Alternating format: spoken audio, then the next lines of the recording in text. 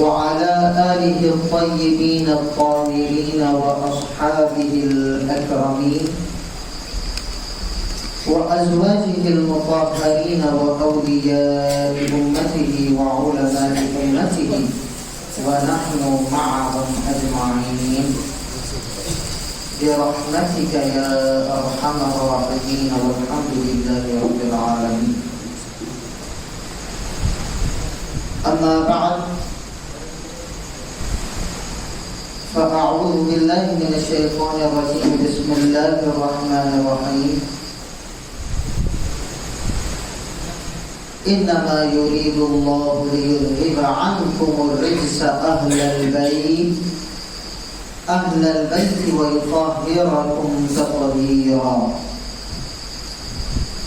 صدق الله العظيم وصدق رسوله النبي الأمين الكريم الرؤوف الرحيم.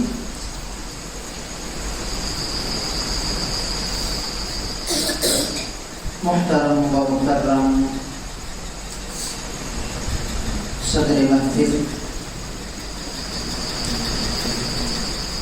سادات کرام، مشائخین اعظام، علماء ذوی الاحترام و معزز سامعین کرام، السلام علیکم ورحمۃ اللہ تعالی وبرکاتہ. وعلیکم السلام ورحمۃ اللہ وبرکاتہ.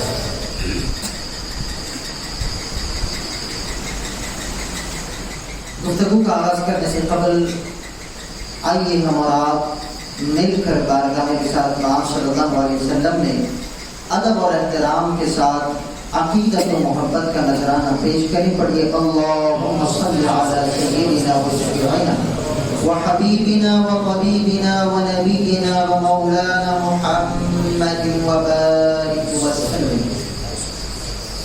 ایک اور مرتبہ درود پاک پڑھیے اللہم صلی علی سیدنا و نبینا و مولانا محمد النبی الامی و آلہ و صحبہ و بارک وسلم. ایک اور مرتبہ درود پاک پڑھیے اللہم صلی علی سیدنا و نبینا و مولانا محمد عدد ما في علم اللہ صلاة دائمة بدوام ملک اللہ. الصلاة والسلام عليك يا سيدي يا رسول الله وعلى آلك وأصحابك يا شفيعنا يوم الجزاء يا نور الله صلى الله تعالى عليه وسلم. سب سے پہلے تو اللہ رب العزت کا کروڑہ احسان، اس کا فضل و کرم، اور نبی مکرم نور مجسم شفیع امم صلی اللہ تعالی علیہ وآلہ وسلم کے نالین پاک کا تصدق کہ اللہ رب العزت نے مجھے آپ تمام کو اس مبارک محفل میں شرکت کرنے کی توفیق عطا فرمائے.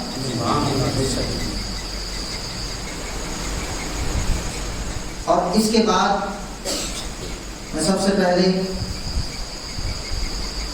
دل کی عطا گہرائیوں سے شکریہ ادا کرنا چاہوں گا صدر محفل، پیر طریقت رہبر شریعت، گل گلزار حسینیت، شہزادہ حضرت سرکار سید شاہ چندہ حسینی، حضور علامہ مولانا سید شاہ چندہ حسینی المعروف زبیر بابا صاحب قبلہ، کامل جامع نظامیہ و برادر سجادہ نشین بارگاہ جلابیہ گوگی شریف.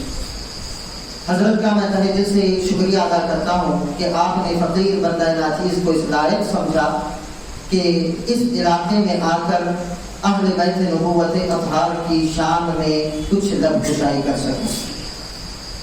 اللہ رب العزت آپ کے علم و عمل میں اضافہ فرمائے، آپ کے درجات میں بلندی عطا فرمائے، آپ کی خدمات کو پروردگار عالم قبول فرمائے، اور آپ کی ذات سے، آپ کے وسیلے سے اللہ تبارک و تعالی سرکار چندہ حسینی کے فیضان کو عام فرمائے. یہ میرے لیے بھی ایک اور خوشی کی بات اس لیے ہے کہ حضور پیر طریقت جو ہے صاحب قبلہ فقیر بندہ ناچیز کے رشتے میں چچا بھی لگتے ہیں اور ماموں بھی لگتے ہیں. الحمدللہ اللہ رب العزت ان محبتوں کو سلامت رکھے. بلا تاخیر گفتگو کا خطاب کا آغاز کرتے ہیں. زیادہ وقت میں آپ کا نہیں دوں گا، بس جتنا ہو سکے اتنا اہل بیت نبوت اطہار کی شان و عظمت بیان کرنے کی ادنا سی چھوٹی سی کوشش. ویسے تو ہم اس لائق ہیں نہیں کہ بڑوں کا ذکر کما حقہ ادا کر سکیں، بلکہ یہ ہماری اور آپ ہی کی نجات کا ذریعہ. سمجھ آئے؟ اللہ والے جو ہوتے ہیں، اولیاء کرام جو ہوتے ہیں، نبی کے گھر والے، نبی کے صحابہ جو ہوتے ہیں، اللہ نے انہیں بہت بڑا مقام عطا فرمایا. ہم اور آپ بیان کرنا تو دور کی بات ہے، ہم خود ان کے مقام کو نہیں سمجھ سکتے تو بیان کیا خاک کر پائیں گے؟ بس جتنی ہماری عقلیں ہیں اور جتنی ہماری سوچ ہے، سمجھ ہے، اور جتنا قرآن و حدیث کے ذریعے ہم تک پہنچا ہے، اس میں سے ایک حصہ ہم آپ تک پہنچانے کی کوشش کرتے ہیں، اور اس کا نتیجہ یہ ہوتا ہے کہ ہماری بھی اور آپ کی بھی نجات ہو جاتی ہے. یہ گویا کہ ہم اپنی نجات کا سامان کر رہے ہیں. سمجھ رہے ہیں؟ تو آئیے چند اشعار شہادتوں کی سند کو حسین کہتے ہیں. شہادتوں کی سند کو حسین کہتے ہیں. وفا کی آخری حد کو حسین کہتے ہیں. شہادتوں کی سند کو حسین کہتے ہیں. وفا کی آخری حد کو حسین کہتے ہیں. اکھاڑ پھینکے جو انگلی سے باب خیبر کو، اکھاڑ پھینکے جو انگلی سے باب خیبر کو، اسی اسد کے ولد کو حسین کہتے ہیں. اسی اسد کے ولد کو حسین کہتے ہیں. اور جو بھر لے، اللہ اکبر، ہم چونکہ ہندوستانی مسلمان ہیں، ہندی مسلمان ہیں، اللہ اکبر، ہمارا خاندان بعد میں ہے، ہمارا قبیلہ بعد میں ہے، ہماری رشتہ داریاں بعد میں ہے. ارے ہمیں جس کا ہم پر بہت بڑا احسان ہے وہ حضور سرکار معین الدین غریب نواز کی ذات گرامی. یہ ہندی مسلمانوں پر بہت بڑا احسان ہے سرکار غریب نواز کا. شاید دیکھیں کس طرح سے شان بیان کر رہا ہے کہ وہ کہتا ہے کہ شہادتوں کی سندوں کو حسین کہتے ہیں. وفا کی آخری حد کو حسین کہتے ہیں. اکھاڑ پھینکے جو انگلی سے باب خیبر کو، اسی اسد کے ولد کو حسین کہتے ہیں. اور جو بھر لے کاسے میں اپنے انا ساگر کو، بولیے سبحان اللہ، جو بھر لے کاسے میں اپنے انا ساگر کو، اسی معین کے جد کو حسین کہتے ہیں. جو بھر لے اپنے کاسے میں انا کے ساگر کو، اسی معین کے جد کو حسین کہتے ہیں. اور یزیدیت کے منہ پہ جو روز پڑتا ہے، یزیدیت کے منہ پہ جو روز پڑتا ہے، اسی تماچے کی زد کو حسین کہتے ہیں. اسی تماچے کی زد کو بولیے حسین کہتے ہیں. اور نبی کی صورت والشمس ہے امام حسن. نبی کی صورت والشمس ہے امام حسن. نبی کی قد و قامت کو حسین کہتے ہیں. نبی کے قد و قامت کو حسین کہتے ہیں. شہادتوں کی سند کو حسین کہتے ہیں. وفا کی آخری حد کو حسین کہتے ہیں. اور ظلم بے شک مزید ہو جائے، ظلم بے شک مزید ہو جائے، بچہ بچہ شہید ہو جائے، ہم حسینی تھے، حسینی ہے اور حسینی ہی رہیں گے، چاہے ساری دنیا یزید ہو جائے. ہم حسینی تھے، حسینی ہے اور حسینی رہیں گے، چاہے ساری دنیا یزید ہو جائے. آئیے بارگاہ رسالت آپ صلی اللہ علیہ وسلم میں درود پاک کا نذرانہ پیش کریں. پڑھیے اللہم صل علی سیدنا و شفیعنا محمد صلاة وسلام عليك يا سيدي يا رسول الله صلى الله عليه وسلم. السلام علیکم. عزیزان گرامی وقار، حاضرین محترم، جو آیت کریمہ خطبہ مسنونہ میں تلاوت کی گئی قرآن مجید کی سورۃ الاحزاب کی آیت نمبر 33 میں اللہ رب العزت فرماتا ہے انما یرید اللہ لیذھب عنکم الرجس اہل البیت ویطہرکم تطہیرا. یہ قرآن مجید کی ایک آیت مبارکہ. اب اس کا ترجمہ کیا ہے؟ اللہ تو یہی چاہتا ہے کہ اے نبی کے گھر والوں تم سے ہر ناپاکی کو دور کر دیا جائے اور تمہیں خوب ستھرا کر دیا جائے. اس کا ترجمہ سمجھ رہا ہوں میں آپ کو سمجھ میں آنے والی زبان استعمال کرنا چاہتا ہوں. ضروری نہیں ہے کہ بہت بڑے بڑے الفاظ استعمال کیے جائیں، علماء کرام بہتر جانتے ہیں، لیکن مقصد یہ ہے کہ آپ لوگوں تک ہمارا پیغام پہنچے. ٹھیک ہے نا؟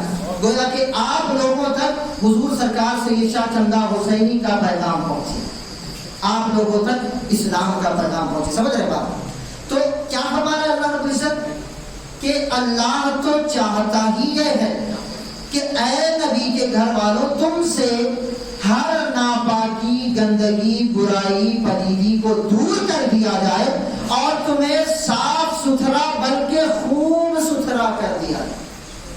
کیا ہے؟ بلکہ تمہیں خوب ستھرا کر دیا جائے. ٹھیک ہے نا؟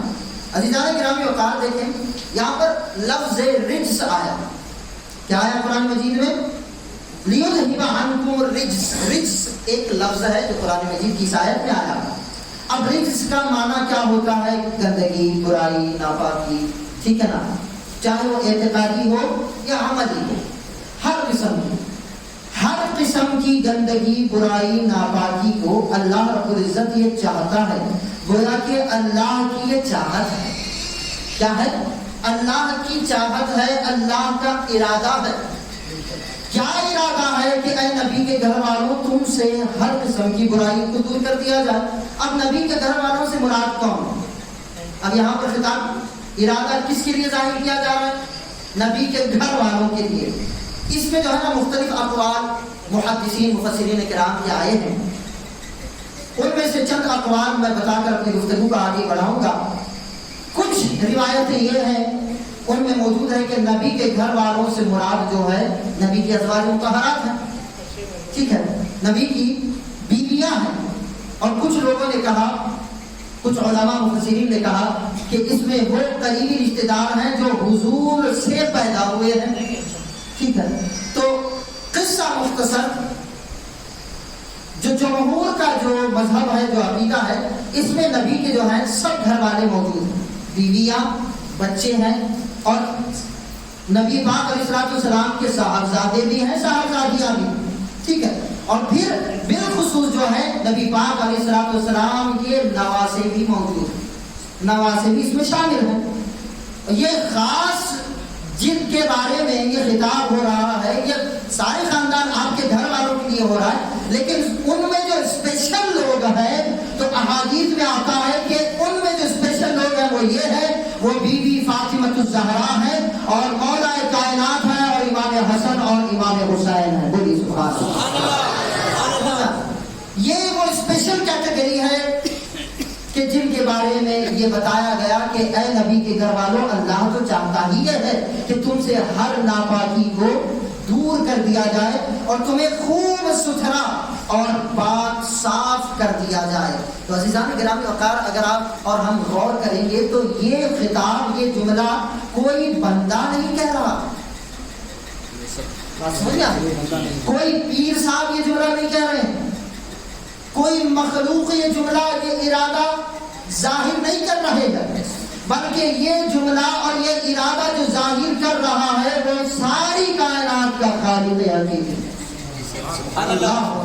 تو بات سمجھنے والی ہے کہ ذات جتنی بلند ہوتی ہے اس کی بات بھی اتنی ہی بلند ہوتی ہے، اور جس کی بات اتنی بلند ہے تو جن کے بارے میں بات کی جا رہی ہے تو ان کی ذات کتنی بلند ہوگی. بات سمجھ آ رہی ہے؟ ارے قرآن مجید میں کسی کا ذکر آ جانا یہ کوئی بچوں کا کھیل نہیں ہے. ارے اگر آپ کے پیر صاحب خوش ہو کر آپ کا ذکر کر دیں تو یہ تو مرید کی معراج ہوتی ہے, یہ تو مرید کے لیے درجہ کمال ہوتا ہے. تو جب خالق حقیقی اگر اپنے نبی کے گھر والوں کی پاکی اور طہارت کا ذکر کر رہا ہے تو اندازہ بھی ہم نہیں لگا سکتے کہ نبی کے خاندان والوں کا کیا مقام و مرتبہ. اللہ اکبر. تو یہی وجہ ہے گویا کہ اللہ نے اپنے محبوب کے گھر والوں کو باطنی خلافت سے نواز دیا. بات سمجھنا ہے کہ ہم چاہتے ہیں کہ نبی کے گھر والوں سے ہر برائی کو دور کر دیا جائے, ہر پلیدی کو دور کر دیا جائے, یعنی تزکیہ نفس کیا جائے, ان کے ظاہر و باطن کو پاک و صاف کر دیا جائے. اب جس کا ظاہر و باطن پاک و صاف ہوتا ہے وہ تو اللہ کا برگزیدہ ہوتا ہے, اللہ کا مقرب بندہ ہوتا ہے. یہ جتنے بھی اولیاء کرام کے ہم نام لیتے ہیں وہ کیا تھے؟ نعوذ باللہ, کیا ان کے دلوں میں کوئی برائی تھی, کوئی بغض تھا, کوئی کدورت تھا؟ نہیں, ان کے دل پاک صاف اور شفاف تھے, اسی لیے انہیں یہ مقام مرتبہ ملا ہے. اور اگر آپ غور کریں گے تو اس پاکی ہی کا نتیجہ ہے, توجہ, اس پاکی ہی کا نتیجہ ہے کہ حضور کے خاندان میں کثرت کے ساتھ اولیاء کرام پیدا ہوئے. سمجھ آ رہے بات؟ اور امامت کا سلسلہ بھی انہی کے خاندان سے چل رہا ہے, ولایت کا سلسلہ بھی انہی کے خاندان سے چل رہا ہے, طریقت کا خلافت کا سلسلہ بھی انہی کے خاندان سے چل رہا ہے, اور جو پوری امت میں جو فیض بٹ رہا ہے وہ بھی انہی کے خاندان سے چل رہا ہے. یہ اسی آیت کا تو نمونہ ہے, اسی آیت کا فیض ہے. اللہ اکبر. اب دیکھیں میں ایک اور چھوٹی سی مثال دوں گا, آپ کو یہ جو ہے نا مسئلہ, یہ بات آپ کے ذہن میں اتر جائے, ٹھیک ہے؟ اب دیکھیں, سلسلہ چشت کے بزرگوں کا سرزمین ہند کے مسلمانوں پر بہت بڑا احسان, اس میں کوئی شک نہیں اور کوئی اس کا انکار نہیں کر سکتا. اور اگر آپ کے علاقے کی بات کی جائے تو سرزمین گوگی شریف میں قطب الاقطاب, سلطان العاشقین, امام العارفین, قدوۃ العارفین, حضور سیدنا و مرشدنا و آقانا و مولانا و ملجانا آفتاب ولایت حضرت سرکار سید شاہ چندہ حسینی قطب گوگی علیہ رحمہ آرام فرما. تقریباً حضرت کی وصال کو کتنے 500 سال سے بھی زیادہ ہو رہے ہیں, تو 5 صدیاں گزر گئی ہیں آپ کے وصال مبارک, اور آپ بھی امام عالی مقام امام حسین مرتضیٰ کی اولاد میں سے, امام حسین ہی کی اولاد میں سے ہیں. اور طریقتاً جو آپ کا مشرب ہے, آپ سلسلہ چشت کے امام و پیشوا. سمجھ رہے ہیں آپ کون سے سلسلے سے تعلق رکھتے ہیں؟ سلسلہ چشتیہ سے تعلق رکھتے ہیں.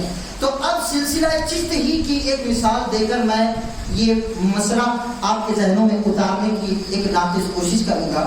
سلسلہ چشت کے سرزمین ہند میں امام و پیشوا کون کہلائے جاتے ہیں؟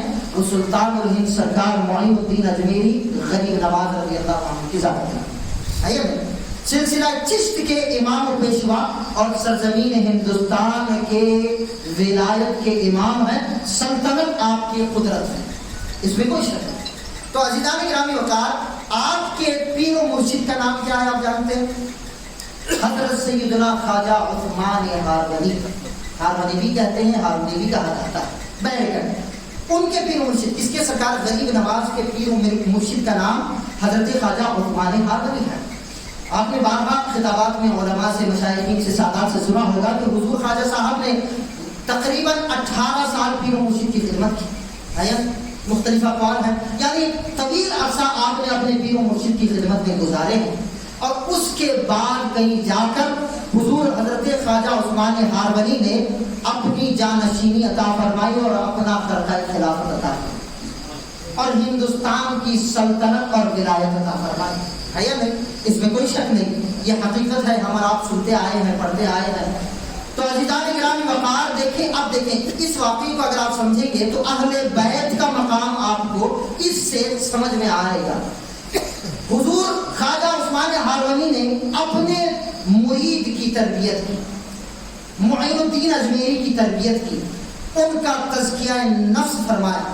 ان کے حالانکہ وہ 5 صاحب لوگ تھے, ٹھیک ہے نا, اللہ والے, وہ تو خواجہ غریب نواز جو ہے وہ مادرزاد اولیاء میں ان کا شمار ہوتا ہے, ماں کے پیٹ سے ان کی کرامتوں کا ظہور ہے، مگر یہ بھی ایک دنیا کا دستور ہے کہ مرید بنا جاتا ہے، پیر کی خدمت کی جاتی ہے، پھر خلافت دی جاتی ہے، پھر آگے فیض بانٹا جاتا ہے. سمجھ رہے نا؟ یہ ایک دستور ہے، یہ طریقہ ہے. تو حضور غریب نواز کئی سال تک اپنے پیر مرشد کی خدمت میں رہے، اور ان کے پیر مرشد جو ہے ان کی صفائی کرتے رہے، ستھرائی کرتے رہے، ان کی تربیت کرتے رہے، ان کے اخلاق کو مزید سنوارتے رہے، مزید نوازتے رہے، ان کا باطن، ان کا ظاہر صاف ستھرا کرتے رہے. اور اس کے بعد میں جب آپ کو یہ بات سمجھ میں آ گئی کہ بھائی میرا معین اب اس درجے پر پہنچ گیا ہے، اس لائق بن گیا ہے کہ اب ہندوستان کی سلطنت اور ولایت اس کے سپرد کر دی جائے، تو اس وقت آپ نے خلافت سے سرفراز فرمایا. بات یہی ہے.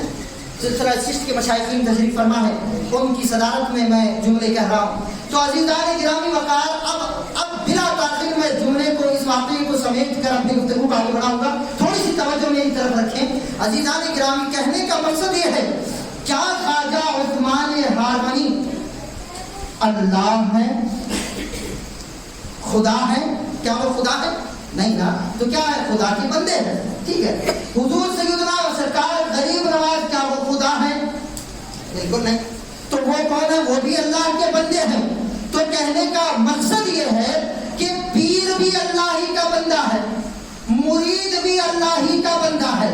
جب بندہ خدا خواجہ عثمان ہارمنی اللہ کے بندے ہو کر اپنے مرید کے ظاہر و باطن کو پاک کر دے، صاف کر دے، ستھرا کر دے، تو اسے کیا کہتے ہیں؟ معین الدین سرکار غریب نواز کہتے ہیں. جب بندہ بندے کو ستھرا کرتا ہے تو اسے ہندوستان کی سلطنت عطا کی جاتی ہے، اسے غریب نواز کہتے ہیں. اور جب خدا نبی کے گھر والوں کو ستھرا کرتا ہے تو اسے نبی کے اہل بیت کہا جاتا ہے، اسے نبی کے اہل بیت کہا جاتا ہے. بات سمجھ آ رہی نا؟ جب بندہ بندے کو ستھرا کرتا ہے تو وہ درجہ سلطانیت پر اور قطبیت پر اور ہندوستان کی ولایت پر فائز ہو جاتے ہیں. وہ بھی بندے ہیں، ان کے پیر بھی بندے ہیں. اللہ اکبر. اور جب بندوں کا خدا جس کے صفائی اور ستھرائی کا ارادہ کرتا ہے، ان کی ولایت اور احمدیت کا کیا ہو جائے. بات سمجھ رہے نا؟ تو یہ ایک بس میں نے مثال پیش کی ہے تاکہ بات سمجھ میں آ جائے کہ حضور غریب نواز کو جب یہ مقام و مرتبہ صفائی اور ستھرائی کے نتیجے میں ملا ہے، تو غریب نواز کے آباء و اجداد نبی کے اہل بیت کو کس قدر مقام و مرتبہ ملا ہوگا، جن کی صفائی اور ستھرائی کا اعلان خود رب ذوالجلال پر آپ نے. اللہ اکبر. تو عزیزان گرامی قدر ہم ان کے مقام و مرتبے کو نہیں پہچان سکتے، نہیں ہم تو بڑی دور کی بات ہے، خود اولیاء بھی ان کے مقام و مرتبے کو نہیں پہچان سکتے. اللہ اس کا رسول ہی بہتر جانے کہ ان کا کیا مقام و مرتبہ ہے. اللہ اکبر. اب دیکھیں، اللہ نے فرمایا کہ ہم چاہتے ہی یہ ہے کہ اے نبی کے گھر والوں، تم سے تمام برائی، گندگی، پلیدگی اور ساری برائیوں کو ہم دور کر دیں. تو اب اس کا ایک میں نتیجہ بتاؤں آپ کو. اس کا نتیجہ کیا نکلا کہ اللہ نے اپنے محبوب کے گھر والوں کو اتنا پاک کیا، اتنا پاک کیا، اتنا صاف ستھرا کیا. اس صفائی کی مثال میں ایک چند باتوں سے بتانا چاہوں گا. حضور سیدہ کائنات بی بی فاطمہ الزہرا سلام اللہ علیہا شہزادی رسول ہیں. حضور نبی مکرم نور مجسم صلی اللہ علیہ وآلہ وسلم کی چوتھی شہزادی، سب سے چھوٹی اور پیاری اور لاڈلی شہزادی. ٹھیک ہے. اور آپ کے بارے میں بتایا جاتا ہے کہ آپ ساری کائنات کی نیک خاتونوں کی سردار ہیں. ساری کائنات، بلکہ جنتی عورتوں کی بھی سردار. سمجھ رہے ہیں؟ اب دیکھیں، اب کتنا پاک کیا، کتنا پاک کیا اہل بیت کو. اس بات سے آپ کو سمجھ میں آ جائے گا کہ دیکھیں، عورت جب حمل سے ہوتی ہے، یہ ہم آپ بہتر جانتے ہیں، جب عورت حمل سے ہوتی ہے تو جیسے جیسے اس کے حمل کا وقت گزرتا جاتا ہے، وہ مختلف قسم کی تکالیف میں پڑتی ہے. کچھ عورتوں کے مخصوص معاملات ہوتے ہیں، اور اس کے بعد جو ہے جب جیسے جیسے حمل 7ویں 8ویں 9ویں مہینے میں گزرتا ہے، ہوتا ہے، تو اس کا وزن عورت محسوس کرتی ہے. میں بہت توجہ سے آپ کی توجہ چاہتا ہوں کہ کتنا اہل بیت کو پاک کیا گیا، اس سے آپ کو سمجھ آئے. اللہ اکبر. اور اس کے بعد جب بچے کی کسی کے گھر میں ولادت ہوتی ہے، ٹھیک ہے، جب ماں عورت حاملہ ہوتی ہے، جب بچے کی پیدائش ہوتی ہے، تو اس کے بعد جو ہے نا شریعت کیا کہتی ہے کہ چند دنوں تک عورت کا خون جاری ہوتا ہے جو کہ ناپاک ہوتا ہے. یہاں پر بچے بھی بیٹھے ہیں، میں زیادہ تفصیل میں نہیں کہوں گا، بس آپ بات سمجھ لیں. ٹھیک ہے، علماء مختلف اقوال فرماتے ہیں کہ کچھ 3 دن سے لے کر جو ہے 40 دنوں تک اس کی ناپاکی کا جو عرصہ ہوتا ہے، ان دنوں میں جو ہے نا عورت ناپاک ہوتی ہے جب تک خون جاری رہتا ہے. اور ان دنوں میں جو ہے نہ وہ نماز پڑھ سکتی ہے، روزہ رکھ سکتی ہے، نہ ہی تلاوت قرآن مجید کر سکتی ہے، کیونکہ وہ عورت ان دنوں میں ناپاک ہوتی ہے. بات سمجھ میں آ گیا آپ کو؟ اللہ اکبر. یہ تو دنیا کی عام عورتوں کی بات. بولیے سبحان اللہ. اللہ اکبر. کتنا پاک کیا اللہ نے اپنے محبوب کے گھر والوں کو، نبی کے اہل بیت کو کتنا پاک کیا.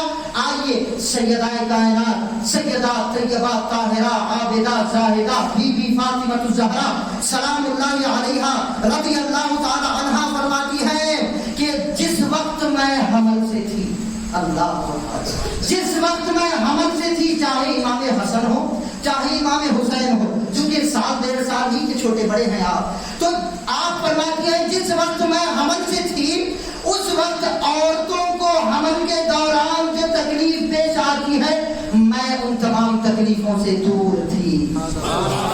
میں ان تمام تکلیفوں سے دور تھی. اور اہل بیت کی پاکی کا اندازہ اس بات سے لگائیں کہ دنیا کی عام عورت کے ہاں جب ولادت بچے کی ہوتی ہے تو وہ کئی دنوں تک ناپاک رہتی ہے، اور اس حالت میں نہ نماز پڑھ سکتی ہے، نہ مصلی پر آ سکتی ہے.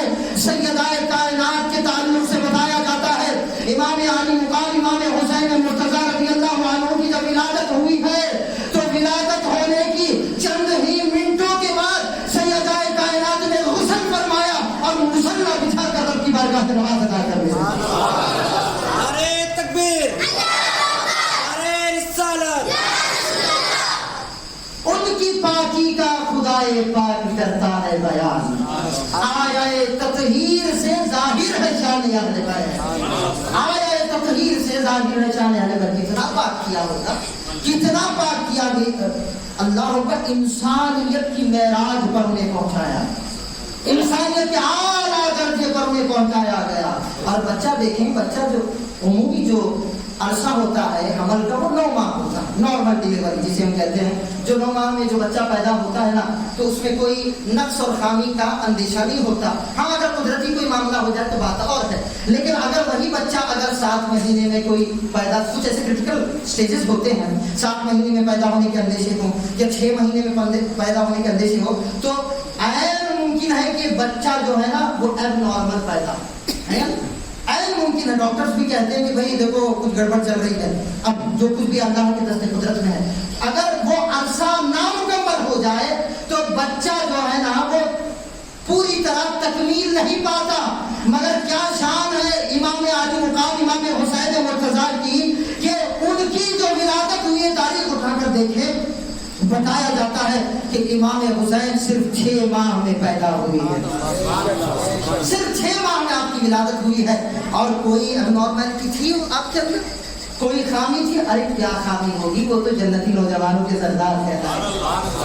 اللہ اکبر. اس قدر پاک کیا گیا اہل بیت کو. سمجھ آئی نا بات کہ عام عورتوں کی طرح نبی کی عورتیں نہیں، نبی کی نہ گھر والی ہیں نہ ازواج ہیں اور نہ ہی نبی کی شہزادیاں ہیں. اللہ اکبر. بے اجازت جن کے گھر جبرائیل آتے نہیں. قدر والے جانتے ہیں قدر و شان اہل بیت، قدر والے جانتے ہیں قدر و شان اہل بیت. اور دیکھیں اب ایک اور بات کہ اہل بیت کی پہلے تو میں 2-3 باتیں ان کی شان و عظمت کی بتاؤں گا کہ آپ کو پتا چلے کہ کیا مقام ہے، کس قدر عرفہ و اعلیٰ مقام ہے اہل بیت کا، کتنا اللہ نے پاک کیا. یہ تو بات سمجھ میں آ گیا. یہ تو بس ہم نے اپنی سوچ کے مطابق بتایا، اللہ اس کا رسول بہتر جانے کہ کتنا پاک کیا گیا. سمجھ رہے ہیں؟ اب دیکھیں آئندہ اگلی بات، اگلی آیت کریمہ ایک مرتبہ نبی مکرم، دیکھیں بہت پیارا واقعہ، اس سے آپ کو نبی کی شان، نبی کی گھر والوں کی شان اور دین اسلام کی شان سمجھ میں آئے.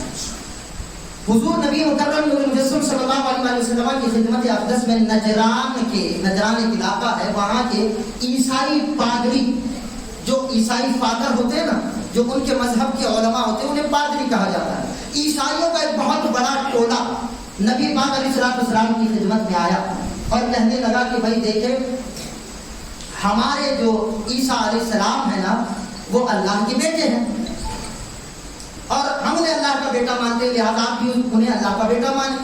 رسول اللہ صلی اللہ علیہ وسلم نے پوچھا کہ بھائی اس کی دلیل کیا ہے, تم کس بنیاد پر عیسیٰ علیہ السلام کو اللہ کا بیٹا مان رہے ہو؟ تو ان لوگوں نے, عیسائیوں نے کیا کہا کہ کیا آپ نے دیکھا نہیں عیسیٰ علیہ السلام بغیر باپ کے پیدا ہوئے ہیں, لہذا اس لیے وہ اللہ کے بیٹے. انہوں نے اپنی دلیل پیش کی تو نبی مکرم نور مجسم صلی اللہ علیہ وسلم نے ان کے منہ پر اتنا زوردار تماچا مارا دلیل ہی سے. انہوں نے کہا کہ اگر یہی تمہاری دلیل ہے کہ عیسیٰ علیہ السلام بغیر باپ کے پیدا ہوئے ہیں اسی لیے وہ اللہ کے بیٹے ہیں, تو آدم علیہ السلام کے بارے میں کیا کہو گے؟ نہ تو ان کے باپ ہیں نہ ہی ان کی ماں ہے, وہ تو بغیر ماں باپ کے پیدا ہوئے ہیں. تو کیا اس وجہ سے کیا تم نعوذ باللہ خدا کہہ دو گے؟ بات سمجھ آ رہی؟ دلیل کا توڑ دلیل سے آپ نے پیش کیا, اب ان کے پاس کوئی جواب نہیں, لاجواب ہو گئے. اب وہ حد دھرمی کرنے لگے, الٹی سیدھی بکواس کرنے لگے اور بحث و مباحثہ سرکار دو عالم علیہ السلام سے کرنے لگے. اب یہ تو تھا مناظرہ.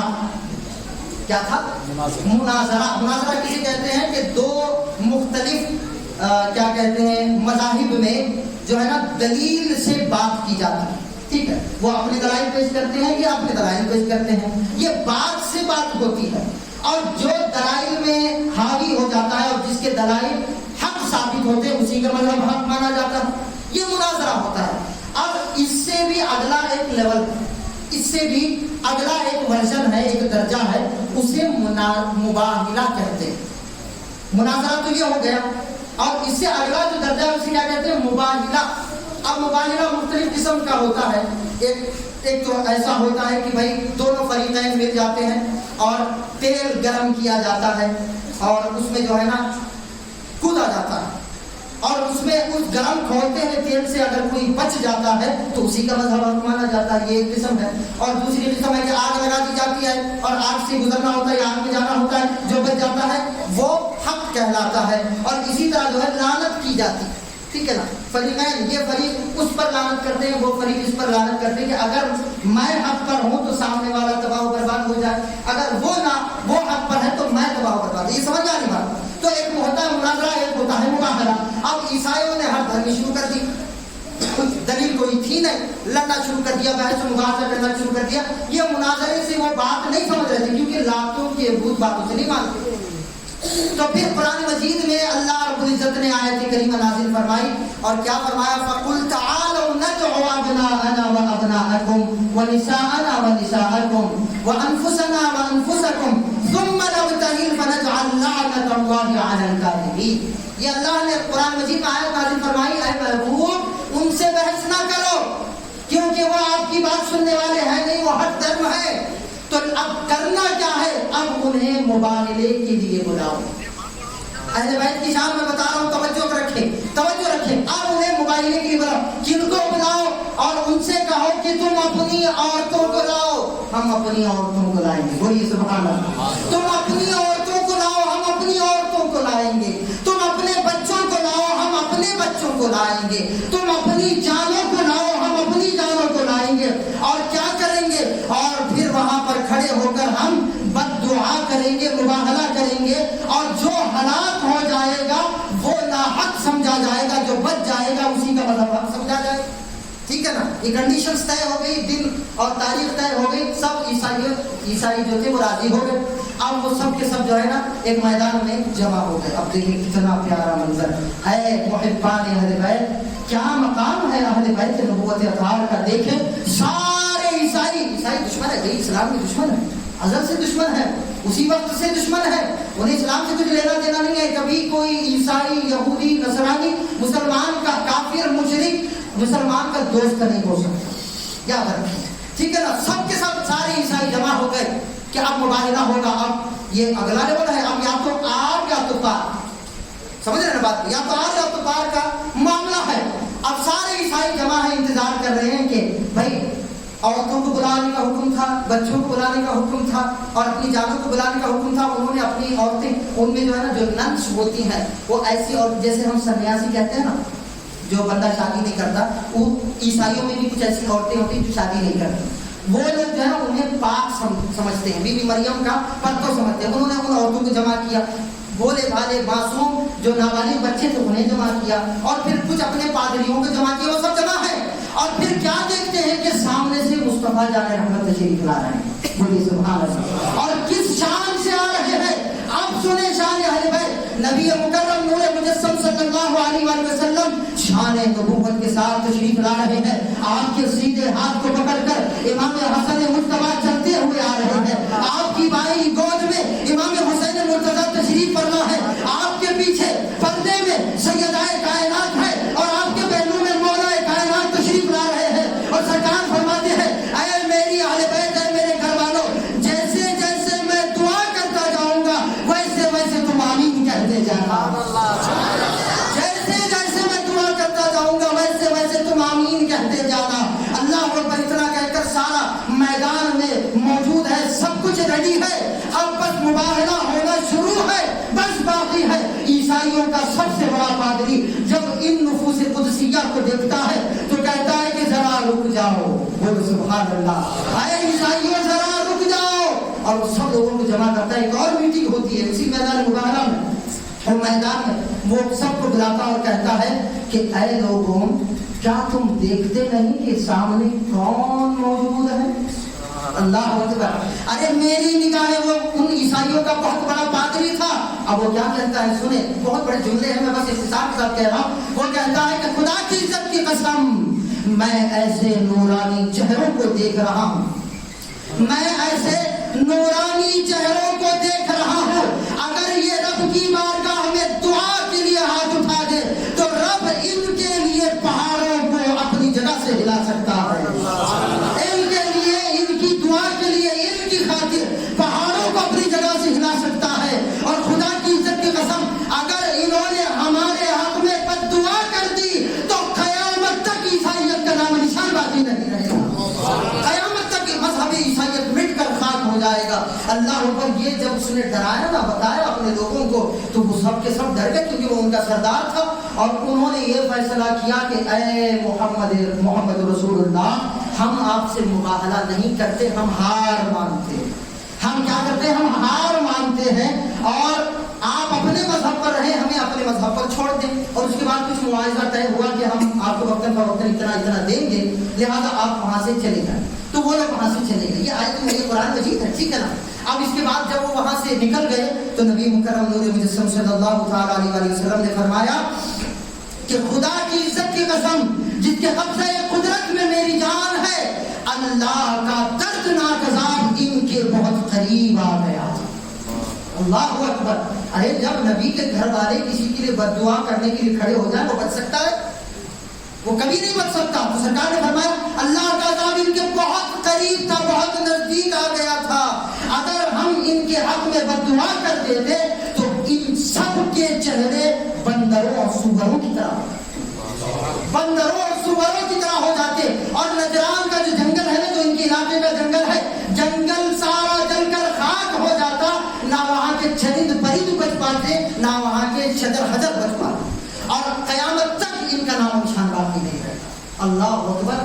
یہ شان ہے اہل بیت نبوت اطہار کی. اہل بیت پاک سے گستاخیاں بے باکیاں, اہل بیت پاک سے گستاخیاں بے باکیاں. لعنت اللہ علیکم دشمنان اہل بیت, لعنت اللہ علیکم دشمن. تو سمجھ میں آ رہی نا بات کہ اللہ کے رسول نے مباہلے کے لیے کن کو لے گئے تھے؟ امام حسن کو, امام حسین کو, سیدہ کائنات کو, اور مولا کائنات کو, اور پھر سرکار کی ذات ہے. تو یہ 5 لوگ بنتے ہیں, انہی کو پنجتن پاک کہا جاتا ہے, انہی کو پنجتن پاک کہا جاتا ہے. بات سمجھ آئی. ایک اور مقام پر نبی مکرم صلی اللہ علیہ وسلم تشریف فرماتے ہیں. حدیث شریف میں آتا ہے کہ امام حسن مجتبیٰ کھیلتے ہوئے, چھوٹے ہیں نا, سرکار کا جب وصال ہوا اسی وقت جو ہے سرکار, امام حسن کی عمر 6-7 برس کی بتائی جاتی ہے, میرے جب چھوٹے تھے. سرکار دو عالم علیہ السلام تشریف فرما ہے تو امام حسن مجتبیٰ کھیلتے ہوئے تشریف لائے. آقا کریم علیہ السلام اس وقت جو ہے نا کالی کملی کو اوڑھے ہوئے تھے, کالی چادر کو کملی کو اوڑھے ہوئے تھے. امام حسن تشریف لاتے ہیں تو سرکار دو عالم علیہ السلام اپنے بڑے نواسے کو اپنی کملی میں داخل کر لیتے ہیں, اور پھر اتنے میں امام حسین مرتضیٰ بڑے بھائی کو ڈھونڈتے ہوئے وہ بھی پیچھے پیچھے آتے ہیں, تو سرکار دو عالم علیہ السلام چھوٹی نواسے امام حسین کو بھی اندر شامل کر لیتے ہیں. اور پھر مولا کائنات آپ کے چچا صاحب بھائی آپ کے داماد تشریف لاتے ہیں, انہیں پہلو میں بٹھا لیتے ہیں. پھر سیدہ کائنات تشریف لاتی ہے, انہیں اس پہلو میں بٹھا لیتے ہیں اور دعا فرماتے ہیں اللہم ہؤلاء اہل بیتی, اے اللہ یہ میری اہل بیت ہے, میرے گھر والے ہیں, میں ان سے محبت کرتا ہوں, تو بھی ان سے محبت کر فرما, اور قیامت تک جو جو ان سے محبت کریں گے ان سے بھی تو محبت فرما, ان سے بھی تو محبت فرما. اللہ اکبر کہ اہل بیت نبوت اطہار کی شان و عظمت ہے. سبحان اللہ سبحان اللہ.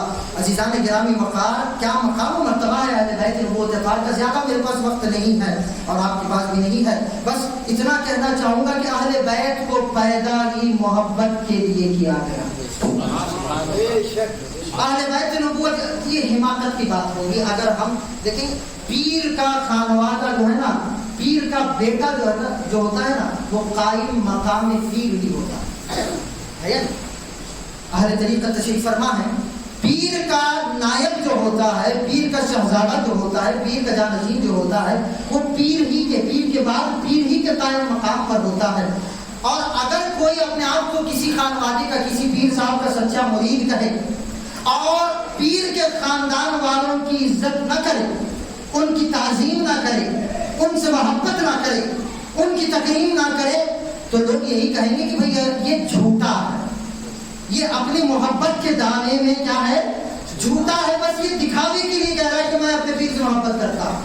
اور محبت کا تقاضا ہی یہ ہوتا ہے کہ جس سے محبت کی جاتی ہے اس کے گلی کوچوں سے بھی محبت کی جاتی ہے, اس کے در و دیوار سے بھی محبت کی جاتی ہے, اس سے نسبت رکھنے والی ہر شے سے محبت کی جاتی ہے.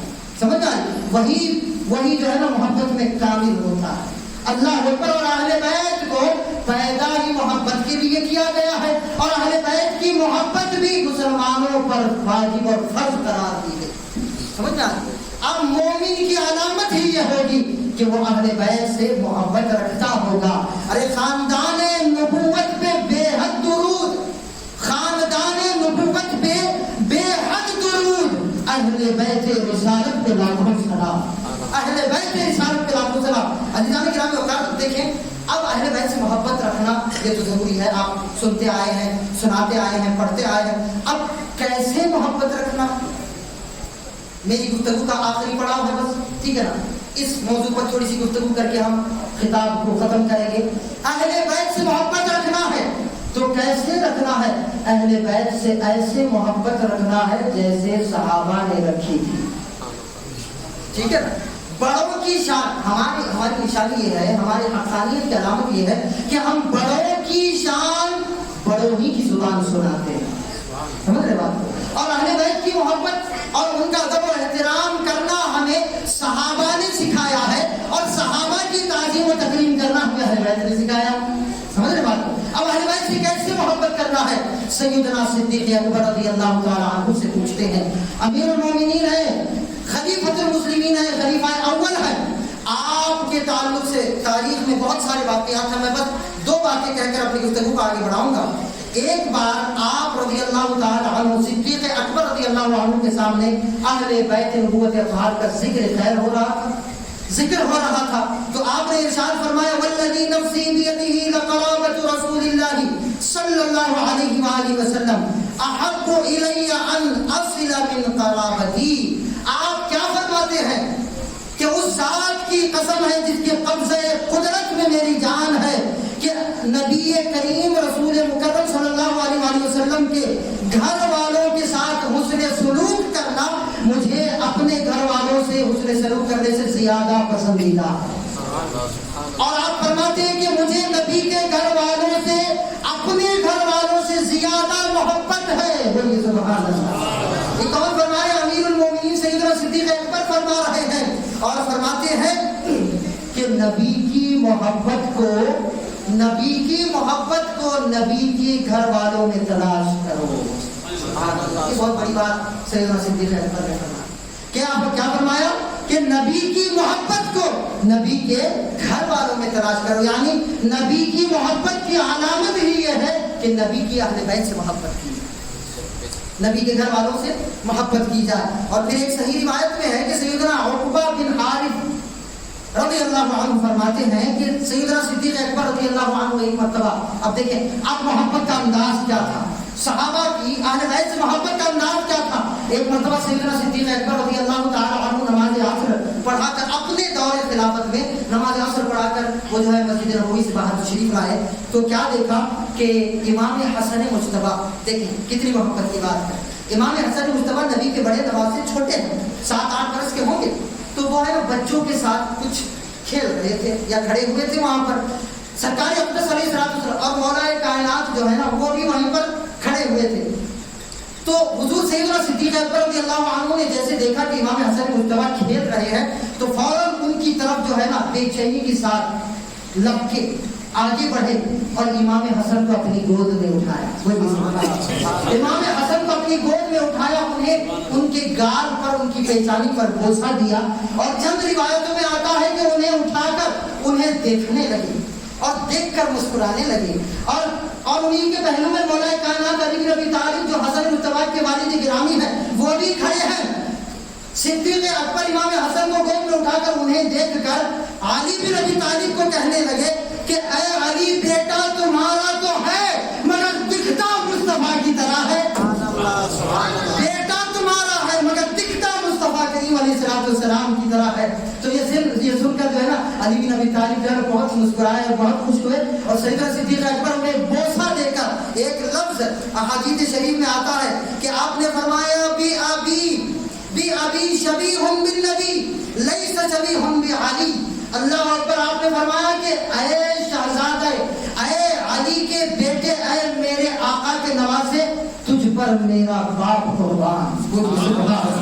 یہ امیر المومنین فرما رہے ہیں, یہ امام المتقین خلیفۃ المسلمین فرما رہے. کوئی چھوٹے آدمی کی میں بات نہیں کہہ رہا ہوں. نبی کے بعد جس نے خلافت کو سنبھالا ہے, امامت کو سنبھالا ہے, امت کو سنبھالا ہے, نبی کا نائب, نبی کا جانشین جو بنا ہے, صدیق اکبر امام حسن کو نواز رسول کو گود میں لے کر فرما رہے ہیں کہ اے شہزادے تم پر میرا باپ قربان جائے, تم بیٹے تو علی کے ہو مگر لگتے مصطفیٰ کی طرح ہو, لگتے مصطفیٰ کی طرح ہو. اور پھر اس کے بعد اپنے کاندھوں پر بٹھایا اور کچھ دیر ان سے محبت فرمائی اور پھر وہاں سے آپ تشریف لے گئے. محدثین فرماتے ہیں کہ صدیق اکبر کا یہ جملہ کہنا کہ اے حسن تم پر میرا باپ قربان ہو, یہ اس بات کی دلیل ہے کہ صدیق اکبر نبی کے گھرانے سے ٹوٹ کر محبت کیا ہے.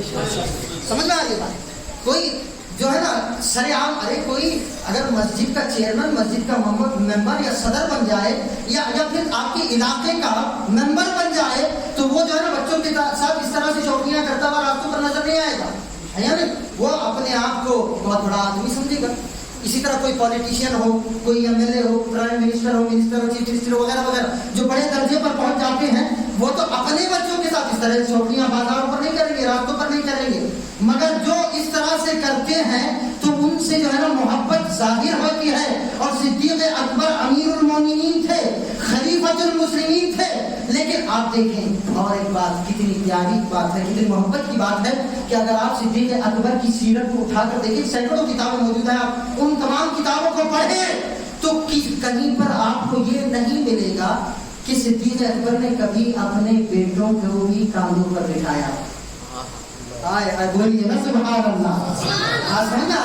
یہ ہو سکتا ہے علماء جانتے ہوں گے, لیکن ہم نے جو اپنے اساتذہ سے سنا ہے کوئی ایسا منظر لوگوں نے, صحابہ نے نہیں دیکھا کہ جہاں پر صدیق اکبر نے یا تو اپنے بیٹوں کو اپنے کاندھوں پر بٹھایا ہو, یا تو اپنے نوازوں کو کاندھوں پر بٹھایا ہو, یا تو اپنے پوتوں کو اپنے کاندھوں پر بٹھایا ہو. لیکن یہ ضرور ملتا ہے کہ صدیق اکبر نے نبی کے نوازوں کو اپنے کاندھوں پر ضرور بٹھایا, کیونکہ نبی کی سنت جو ٹھہری, بات سمجھ آ رہی ہے. تو اس طرح سے کہ ہمیں اہل بیت سے محبت کرنا ہے جیسے صدیق اکبر نے کی تھی. اور اس کے بعد دیکھیں سیدنا فاروق اعظم رضی اللہ تعالیٰ عنہ کے تعلق سے بھی, کیونکہ یہ بڑے لوگ ہیں نا, ان کے تعلق سے دو باتیں میں کہہ کر اپنی گفتگو کو ختم کروں گا. ایک مرتبہ سیدنا فاروق اعظم رضی اللہ تعالیٰ عنہ دوسرے خلیفہ مسلمانوں کے امیر المومنین ہیں, خلیفۃ المسلمین ہیں, وقت کے امام ہیں, اور آپ اپنے دور خلافت میں مسجد نبوی کے منبر پر جلوہ فرما ہے اور خطاب فرما رہے ہیں. توجہ سے سنیں, اہل بیت سے کیسی محبت خلفائے راشدین اور صحابہ کرام نے کی. فاروق اعظم رضی اللہ تعالی عنہ جن کے تعلق سے فرمایا جاتا ہے, کہا جاتا ہے, تاریخ نگاروں نے لکھا ہے کہ اگر آپ 6 ماہ اور حیات رہتے, یا دیگر لوگوں نے یہ بھی جملہ لکھا ہے, توجہ سے, کسی نے لکھا ہے کہ اگر آپ 6 ماہ اور باحیات رہتے, کسی نے لکھا ہے کہ اگر روئے زمین پر ایک اور عمر ہوتا تو ساری کائنات میں اسلام کا پرچم لہرا رہا ہوتا. دنیا میں کوئی بھی غیر مسلمان باقی نہ ہوتا. کہ فاروق اعظم کی شان و عظمت ہے, اور کیا مقام و مرتبہ ہے سیدنا فاروق اعظم رضی اللہ تعالی عنہ کا, جن کے بارے میں سرکار نے فرمایا کہ میرے بعد کوئی نبی ہوتا تو وہ عمر ہوتا. کون ہوتا؟ وہ عمر ہوتا. ایسی بلند پائے کی شخصیت منبر پر کھڑے ہو کر خطاب کر رہی ہے, اور سامنے سے امام حسین مرتضیٰ 6-7 سال کے ننھے بچے ہیں, لڑکھڑاتے ہوئے کھیلتے ہوئے آپ مسجد نبوی میں تشریف لاتے ہیں. اور جیسے کہ آپ دیکھتے ہیں کہ امیر المومنین سیدنا فاروق اعظم منبر پر کھڑے ہیں, تو آپ چھوٹے ہیں, بچے ہیں, وہ کہتے ہیں کہ اے عمر بن خطاب میرے نانا کے منبر سے اتر جائے. امام حسین ہیں, چھوٹے ہیں, شہزادے ہیں, لاڈلے ہیں, وہ کہتے ہیں کہ اے عمر بن خطاب فاروق اعظم میرے نانا کی منبر سے اتر جائے. اب مجھے بتائیے کہ اگر 2 بڑے آپس میں بات کر رہے ہوں, آپ اپنے بھائی سے بات کر رہے ہو, بڑے سے بات کر رہے ہو, بیچ میں کوئی آپ کا بچہ ہی آتا ہے, آپ کا پوتا آتا ہے, تو آپ کہیں گے بھائی اسے لے جاؤ, اندر لے جاؤ. 2 بڑے لوگ بات کر رہے ہیں, سمجھ میں نہیں آ رہا, یہ بیچ میں جو ہے خلل کر رہا ہے, ایسے ہوتا ہے. یا تو پھر 2-4 مار بھی دیتے ہیں کہ بھائی لے جاؤ. مگر یہاں بات اپنے بچوں کی نہیں, بات نبی کے گھر والوں کی ہو رہی ہے. اور فاروق اعظم کہیں پر بیٹھ کر بات نہیں کر رہے ہیں, مسجد نبوی کے منبر پر کھڑے ہو کر خطاب فرما رہے ہیں. لیکن جب آپ نے دیکھا علی بن ابی طالب کے شہزادے امام حسین مرتضیٰ نبی کے نواسے تشریف لائے ہیں اور کہتے ہیں کہ میرے نانا کے منبر سے اتر جائے, فاروق اعظم نے فوراً اپنا خطاب روک لیا اور نیچے اتر گئے. خطاب روک لیا, کہا کوئی بات نہیں ہوگی, شہزادہ سامنے کھڑا ہے, نیچے تشریف لائے. اور آپ تو بڑے آدمی تھے, حضرت امام حسین تو چھوٹے ہوں گے نا, 6-7 سال کے, تو چونکہ چھوٹے تھے, ایسا نہ ہو کہ میں اوپر سے اہل بیت کو دیکھوں, آپ اپنے گھٹنوں کے بل بیٹھ کر امام حسین سے بات کرنے لگے. امام حسین سے بات کرنے لگے, اور امام حسین کہنے لگے کہ نانا, کہ اے فاروق اعظم, اے عمر بن خطاب, یہ میرے نانا کا منبر ہے, آپ اپنے نانا کے منبر پر جا کر کھڑے ہو. بچے تھے, آپ اپنے نانا کے منبر پر کھڑے ہو کر بات کریں. اللہ اکبر, فاروق اعظم کی آنکھوں سے آنسو جاری ہو گئے. ارے جسے دیکھ کر شیطان بھی راستہ بدل لیا کرتا ہے, وہ اہل بیت سے کس انداز سے محبت کر رہا ہے وہ دیکھیں. میں یہ بتانا چاہ رہا ہوں, فاروق اعظم کی آنکھوں سے آنسو آ گئے اور کہنے لگے اے شہزادے, اے میرے بھائی علی کے بیٹے, میرے نانا کا کوئی منبر تھوڑی ہے, میرے نانا کا کوئی منبر تھوڑی ہے. خدا کی عزت کی قسم, جو کچھ اس کائنات میں ہے وہ سب کچھ تو آپ ہی کے نانا کا ہے. یہ میرے نانا کا منبر نہیں ہے, یہ آپ کے نانا کا منبر ہے. میں تو بس ایک خادم کی حیثیت سے دین پر پہرا دے رہا ہوں اور آپ کے نانا کی سنت کو عمل کر رہا ہوں.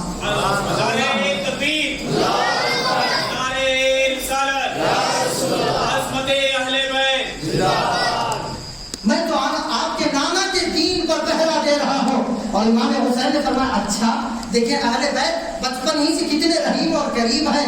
امام حسین نے فرمایا اچھا اے امیر المومنین, آپ کے نانا کا کوئی منبر نہیں ہے, تو پھر ٹھیک ہے, اب آپ ہمارے نانا ہی کے منبر پر کھڑے ہو کر خطاب فرمائیں. سبحان اللہ, سبحان اللہ. یہ شان ہے سیدنا فاروق اعظم. اور اہل بیت کی شان و عظمت اور محبت یہ صحابہ نے ہمیں بتایا, ہم پریکٹیکل انہوں نے کر کے بتایا. نبی نے حکم فرمایا, نبی نے شریعت بتائی, نبی نے قرآن و حدیث بتایا, اور اس پر پریکٹیکل عمل کس نے کیا ہے؟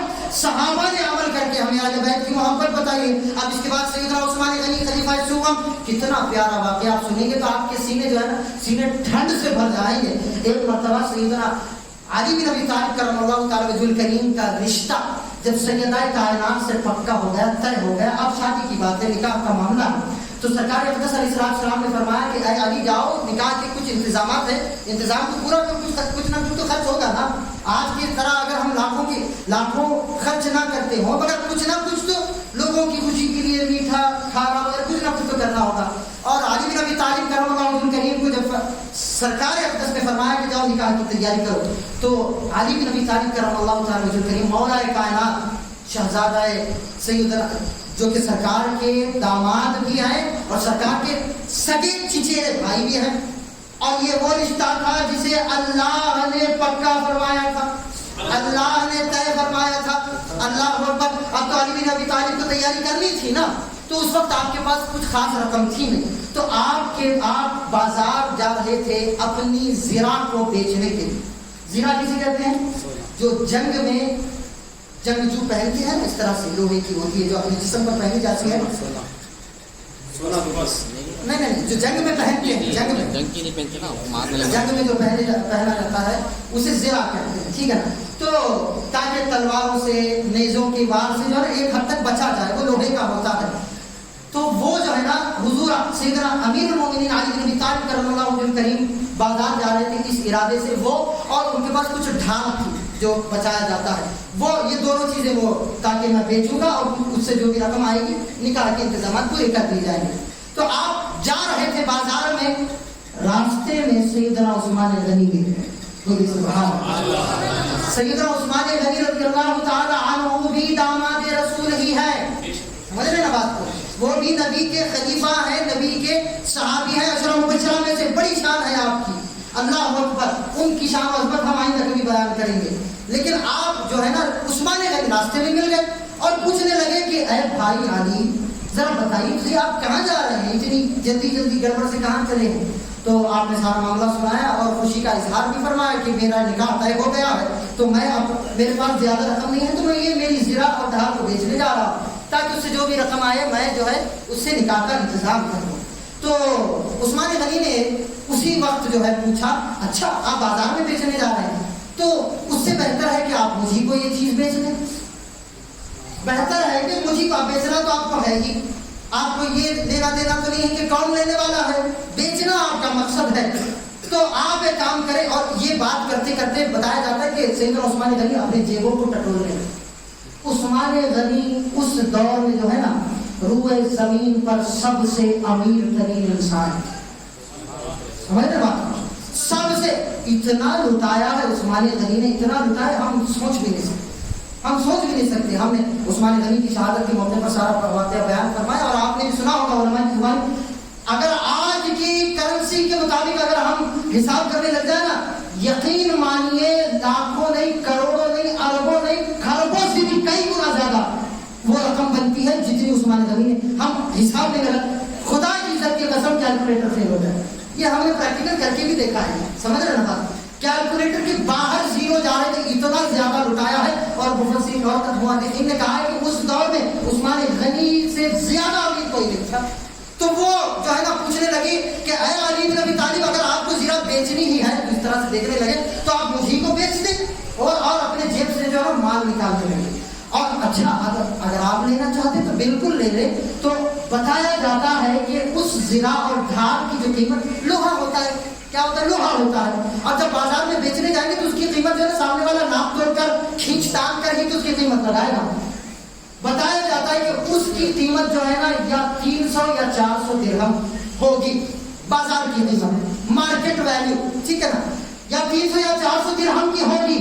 عثمان غنی نے اپنے دونوں جیبوں کو کھنگارا اور جو ان کا خادم تھا، جو ان کی خدمت میں رہا کرتا تھا، غلام تھا، اس سے بھی کہا کہ لا تیرے پاس جتنا ہے سب لا، تیرے پاس جتنا ہے سب لا.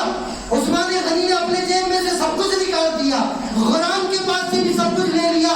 تو جب دیکھا گیا تو 300 یا 400 درہم کی چیز کے لیے عثمان غنی نے 4000 درہم دے دیے. 4000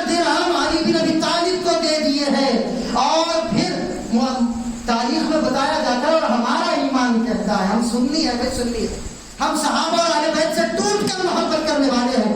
ہمارا ایمان کہتا ہے کہ اگر اس وقت عثمان غنی کے پاس 4,000 نہیں 40,000 بھی ہوتے تو وہ بھی آپ حضرت علی بن ابی طالب کی خوشی میں دے دیا ہے.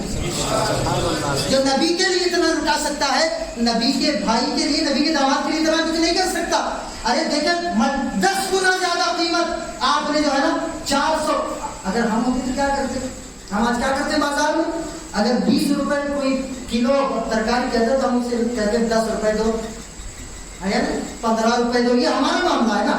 لیکن بڑھانے کا تو سوال ہی پیدا نہیں ہوتا. کوئی بے وقوفی ہوگا جو سامنے والے کی قیمت سے زیادہ بڑھا کر اسے دے.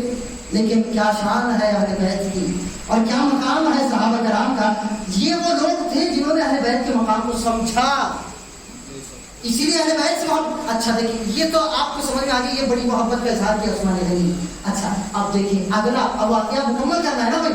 اب واقعہ مکمل کرنا. اب آپ کو اتنا مزہ آئے گا کہ واہ، آپ کہیں گے کیا کیا بات ہے عثمان غنی کی. اب 400 کی چیز کو 4,000 دے کر آپ لے لیے، آپ نے لے لیا. اور پھر علی بن ابی طالب کہنے لگے اے عثمان غنی یہ کیا کر رہے ہیں آپ، اتنا کیوں دے رہے ہیں؟ آپ نے کہا کہ یہ محبت کی بات ہے، یہ ہماری اپنی اپنی محبت کی بات ہے. اور پھر جب علی بن ابی طالب بہت خوش ہوئے، آپ اندازہ لگائیں 1,000 روپے کی چیز کے لیے کوئی آپ کو 10,000 دے دے تو آپ کے دوبارے نیارے ہو جائیں گے. علی بن ابی طالب بہت خوش ہوئے اور واپس پلٹنے لگے. اب عثمان غنی نے دوبارہ بلایا. آئے آئے آئے، اب سنیں محبت سے سنیں. عثمان غنی نے دوبارہ بلایا. اے بھائی علی ذرا سنو تو صحیح، اے بھائی ذرا سنو تو صحیح. توجہ حاضرین محترم، توجہ. عثمان غنی نے بلایا. ایک تو 4,000 درہم دے کر اس چیز کو خرید بھی لیا ہے، اور اب علی بن ابی طالب کو واپس دوبارہ بلایا اور کہنے لگے کہ اے بھائی علی، اب آپ کا چونکہ نکاح ہونے جا رہا ہے اور یہ جو زرہ ہے یہ میرے کس کام کی ہے، لیجئے میں اسی زرہ کو آپ کے نکاح میں تحفے کے طور پر پیش کرتا ہوں. نعرہ تکبیر، نعرہ رسالت، شان اہل بیت زندہ باد. اللہ اکبر. اللہ کیا کیا محبت تھی. 10 گنا زیادہ رقم بھی دے کر خرید لیا. اب وہ ان کی ملکیت ہو گئی. اور پھر اب چونکہ ان کی ملکیت تھی اسی چیز کو مولا کائنات کے تحفے میں بطور تحفہ پیش کر دیا. مولا کائنات کی خوشی کا ٹھکانہ نہ رہا کہ چیز. اب وہ واپس پہنچے سرکار کی خدمت میں اور دیکھا تو سرکار نے دیکھا کہ بھائی پیسے بھی ہیں اور زرہ بھی ہے. یہ تو بیچنے کے لیے گئے تھے نا، پیسے زرہ تو بیچ کے پیسے لائیں گے تو پیسے بھی نظر آ رہے ہیں، زرہ بھی نظر آ رہی ہے. تو سرکار اقدس علیہ السلام نے پوچھا کہ اے علی کیا ماجرا ہے؟ تو علی بن ابی طالب مولا کائنات کو سارا معاملہ سنایا کہ یا رسول اللہ راستے میں آپ کے عثمان مل گئے تھے اور یہ سارا معاملہ پیش آیا. تو سرکار بہت خوش ہوئے. سرکار بہت اتنا خوش ہوئے اور مسکرا کر رب کی بارگاہ میں دعا فرمائی کہ اے مولا میرے عثمان پر رحم فرما اور اسے اپنی بارگاہ میں درجہ مقبولیت عطا فرما. تو نبی کے گھر والوں سے محبت کرنے کا کیا نتیجہ ہوتا ہے، نبی کے گھر والوں کی خدمت کرنے کا کیا نتیجہ ہوتا ہے. تو ہمیں اس طرح سے اہل بیت سے محبت کرنی ہے جیسے کہ صحابہ نے کر کے بتایا، جیسے کہ صحابہ نے خلفائے راشدین نے کر کے دکھایا ہے. آخر میں ایک روایت کر کے میں گفتگو کو بس کمپلیٹ اینڈ کرنا چاہتا ہوں. اہل بیت کی محبت کا پیغام اللہ نے بھی دیا ہے، رسول نے بھی دیا ہے. اور اہل بیت سے محبت کرنے والے کو کیا صلہ ملتا ہے، ٹھیک ہے نا. ایک تو اہل بیت کی محبت فرض و واجب ہے، قرآن کے ذریعے سے ہم نے بتائی. پہلا جو پہلو تھا ہمارے خطاب کا. دوسرا پہلو ہم نے یہ بتایا کہ اہل بیت سے کس قدر محبت، کس طرح محبت کرنی چاہیے صحابہ کی سیرت سے. اب تیسرا اور آخری پہلو کہ بھائی اب محبت تو ہم نے کر لی اور محبت ہم کر رہے ہیں، اب ہمیں اس کا بدلہ کیا ملے گا، صلہ کیا ملے گا. آخری گفتگو بس 5 منٹ برداشت کریں. اللہ اکبر. سرکار اقدس علیہ السلام فرماتے ہیں وقال النبی صلی اللہ تعالی علیہ وسلم الا من مات على حب آل محمد مات شہیدا. الا ومن مات على حب آل محمد مات مغفورا. الا ومن مات على حب آل محمد مات تائبا. الا ومن مات على حب آل محمد مات مؤمنا مستكمل الإيمان. الا ومن مات على حب آل محمد मात आला अहल सुन्नत वल जमाअत। सरकार फरमाती, इसका तर्जमा सुनेंगे, आखिरी बात, बड़ा मोहब्बत, बड़ी मोहब्बत आएगी और बड़ा लुत्फ आएगा। मोहब्बत करने वालों को क्या मिलेगा? आपको क्या मिलेगा? क्यों यहाँ पर बैठे हैं? हम इतने दूर से क्यों यहाँ पर आए? आप अपने घरों को छोड़कर यहाँ पर क्या कर रहे हैं? जिक्र अहले बैत सुन रहे हैं, मोहब्बत अहले बैत कर रहे हैं, का इजहार कर रहे हैं, चर्चाएं अहले बैत कर रहे हैं। तो अब इसका बदला क्या मिलेगा भाई? इंसान जो है ना मतलबी होता है, इंसान की फितरत में ये चीज, फितरत में या तो वो दीन की भलाई देखता है या तो दुनिया की भलाई देखता है, बगैर मतलब की कोई काम थोड़ी करता है या नहीं? तो अब देखें आप लोग जो 1 घंटे 1.5 घंटे से यहाँ पर बैठे हैं, इसका सिला इंशाअल्लाह आपको क्या मिलने वाला है वो सरकार की जुबानी सुना रहा हूँ। सरकार फरमाते हैं, जो आले मोहम्मद की मोहब्बत में मरा, गोया कि वो शहीद की मौत मरा। बोली सुभान अल्लाह। आम आदमी की मौत वो नहीं मर रहा है, गोया कि वो शहादत की मौत मर रहा है। और फरमाते हैं, जो मेरी आल की मोहब्बत में मरा, गोया कि वो मगफूर, यानी उसकी मगफिरत कर दी गई, ऐसे उसे मौत आएगी। जो आले मोहम्मद मेरी आल की मोहब्बत में मरेगा तो वो तौबा की मौत मरेगा। जो मेरी आल की मोहब्बत में मरेगा तो गोया के मुकम्मल ईमान के साथ इस दुनिया से जाएगा।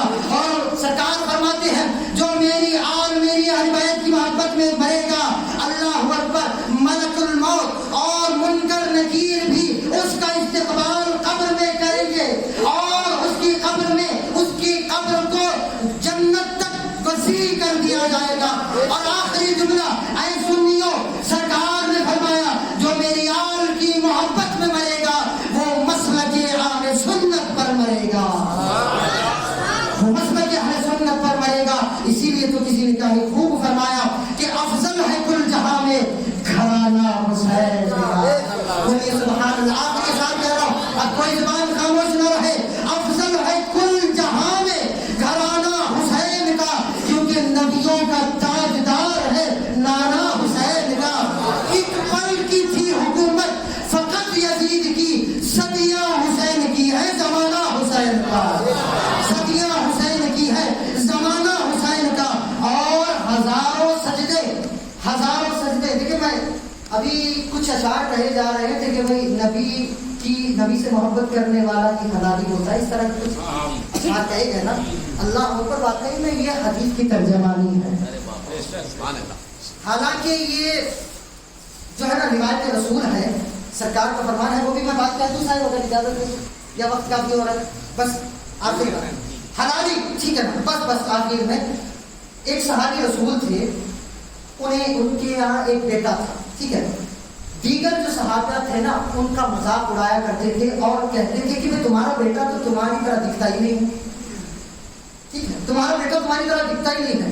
अब दोस्तों की बात जो है ना वो ज्यादा दिमाग में घुस जाती है, अंदर उतर जाती है।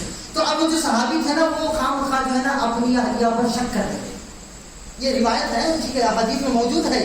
और शक करने लगे और बार बार लड़ाई झगड़ा होने लगा। पूछने लगे कि मेरे सारे दोस्त मुझे ताना देते हैं कि मेरा बेटा मेरी तरह है ही नहीं, बताओ मामला क्या है। तो वो जो सहाबिया, हालांकि देखिए ये कुदरती तकाजे हैं, ये फितरी तकाजा है, ठीक है।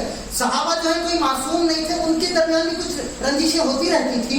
तो जब ये बात जो है ना हद से ज्यादा बढ़ गई, थोड़ी बहुत तू मैं होने लगी, तो सहाबिया का ईमान देखे, उन्होंने कहा कि चलो इस बात का फैसला सरकार से करवाते हैं, सरकार की खिदमत। अब ईमान देखे, अच्छा यहाँ पर 2 बातें मैं कहूंगा।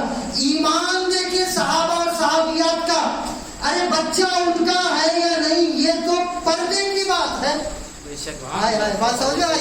बच्चा उनका है या नहीं ये तो गैब की बात है। बच्चा उनका है या नहीं ये तो रात के अंधेरों की और कमरे में होने वाले मामलात की बात है। मगर फिर भी सहाबा सहाबियात का ये अकीदा था कि मसला कोई भी हो, हमारा नबी उसका हल जरूर करवाए, चाहे कितनी ही गैब की बात हो, हमारे आका उसका हल जरूर फरमाएंगे। पहुंचे सरकार की खिदमत में और सारा मामला सुनाए, या रसूलुल्लाह मेरे दोस्त मुझे ताना देते हैं कि मेरा जो बच्चा है वो मेरी तरह दिखता नहीं, लिहाजा मुझे अपनी ज़ौजा पर शक है, आप मामला का हल बताएं, आप जो फैसला फरमाएंगे हमारा वही फैसला होगा। اللہ اکبر. تو سرکار نے فرمایا اچھی بات ہے, تھوڑی دیر بیٹھے رہو, تھوڑی دیر کے بعد ہم آپ کا جواب دیں گے. تھوڑی دیر گزری, صحابہ کی محفل تھی, وہ صحابی بھی تھے, ان کی زوجہ صحابیہ بھی تھی, اور پھر ان کا جو بیٹا تھا نا وہ بھی وہیں پر اسی محفل رسول میں تشریف فرما تھے. سرکار تھوڑی دیر بیٹھے رہے, اتنے میں اللہ اکبر, کتنی پیاری بات ہے, امام حسن و حسین جو ہے نا کھیلتے کھیلتے سرکار کی پاس تشریف لائے. اب سرکار, آپ دیکھیں توجہ سے سنیں, اب سرکار اپنے شہزادوں کو جیسے انہوں نے آتے ہوئے دیکھا, نوازوں کو فرد محبت سے ان کی محبت میں کھڑے ہو گئے اور انہیں گود میں لے لیا دونوں کو, اور تھوڑی دیر جو ہے نا ان سے پیار کرنے لگے. اب چونکہ سرکار کھڑے ہو گئے تو صحابہ کیسے بیٹھے رہ سکتے تھے؟ سرکار کھڑے ہو گئے, اس لیے سارے صحابہ بھی سرکار کے ادب پہ کھڑے ہو گئے, اور وہ صحابی و صحابیہ بھی سب لوگ کھڑے ہوئے, ساری محفل کھڑی ہو گئی. سرکار تھوڑی دیر محبت کرتے رہے اپنے شہزادوں کے ساتھ, پھر بعد میں جو ہے آپ نے جیسے تشریف رکھی ساری محفل بیٹھی, تھوڑی دیر آپ محبت فرماتے رہے حسنین کریمین کے ساتھ. اس کے بعد میں محفل جب برخاست ہونے لگی, حسنین کریمین واپس جانے لگے, محفل برخاست ہو رہی تھی, تو وہ صحابی کا اپنا مسئلہ لے کر آئے تھے, ان کی زوجہ بھی موجود تھی. وہ پھر سے سرکار کی خدمت میں حاضر ہوئے, یا رسول اللہ ہمارا کچھ حل فرمائے, ہمارا مسئلے کا فیصلہ فرمائے. تو رسول اللہ صلی اللہ علیہ وسلم نے غیب دان نبی نے اس وقت فرمایا کہ اے میرے صحابی, گھبرانے کی بات نہیں ہے, تیرا بیٹا واقعی میں تیرا بیٹا ہے, وہ حلالی ہے. سبحان اللہ. تو ٹھیک ہے, اب صحابی جو تھے نا وہ ان کے دل کو اطمینان ہو گیا, سرکار نے فیصلہ فرما دیا, بات ختم ہے. لیکن جو صحابیہ تھی ان کے عورتیں ہوتی نا تھوڑا سا, یا رسول اللہ آپ نے تو بالکل حق کہا, میں یہی کہہ رہی تھی, مگر ذرا بتائے تو صحیح کہ آپ نے کیسے کہا, کس بنیاد پر کہا. تو اے لوگوں, اے سنیو, اے عشاقان اہل بیت اور آل محمد اور آل رسول پر اپنی جان قربان کرنے والوں سنو. اس وقت سرکار نے فرمایا کہ اس کی وجہ یہ ہے کہ جب میرے پیارے لاڈلے نواسے کھیلتے ہوئے میرے پاس آئے, میں ان کی محبت میں اٹھ کر کھڑا ہو گیا, اور میرے ادب میں سارے صحابہ کھڑے ہو گئے, اور اسی وقت میں نے دیکھا کہ تمہارا بیٹا بھی اٹھ کر کھڑا ہو گیا تھا, تمہارا بیٹا بھی اٹھ کر کھڑا ہو گیا تھا. تو اے لوگوں سنو, آل محمد کا ادب وہی کر سکتا ہے جس کی رگوں میں حلالی کھول ہوتا ہے.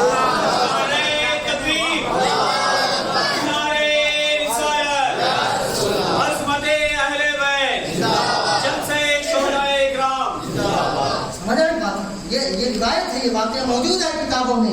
تو آج جو ہے نا اپنے آپ کو آل رسول سے کمپیئر کرنے کی کوشش نہ کریں, سمجھ رہے بات کو. کچھ لوگ خارجیت کا دور اس وقت بھی تھا, آج بھی لوگ موجود ہیں جو آل رسول سے دور کروانے کی کوشش کرتے ہیں. کیا بہت کون سے بہت بڑے صاحب ہیں, وہ کون سا بہت بھاری ہے, وہ فلاں فلاں.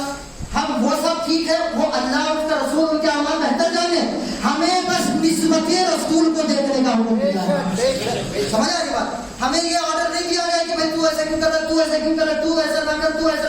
یہ تو ہم عام لوگوں کو بھی نہیں کہہ سکتے, ہم انہیں دعوت دے سکتے کہ بھائی آئیے, تشریف لائیے, ایسے دین کی خدمت کیجیے, ویسے کیجیے, ایسے کہ محبت کے ساتھ کہہ سکتے ہیں. آل رسول جو ہے نا یہ نبی کے خاندان ہے, یہ نبی کا گھرانہ ہے, اور اگر کسی کو دیکھو, بس دیکھو لڑنے جھگڑنے کی بات نہیں ہے, اگر کسی کو دیکھو جو آل محمد سے چڑھتا ہوا نظر آئے یا آل رسول سے بغض رکھتا ہوا اس کے چہرے کا رنگ بگڑ جائے, تو سمجھ لینا کہ اصل میں کچھ خرابی ضرور ہے, اصل میں کچھ خرابی ضرور ہے. لیکن ہمارے لیے حکم یہ ہے کہ ہم اہل بیت سے سچی محبت کریں, آل رسول سے سچی محبت کریں, اور اہل بیت رسول سے, سادات کرام سے سچی محبت کریں.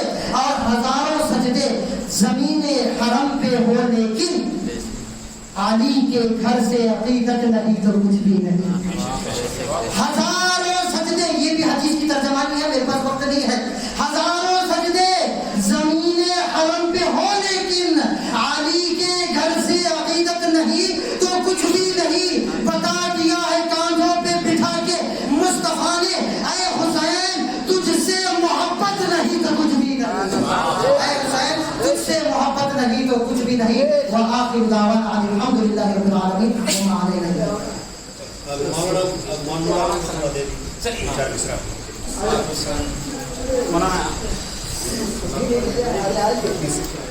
سلام کرنے دو, سلام کا موقع دو.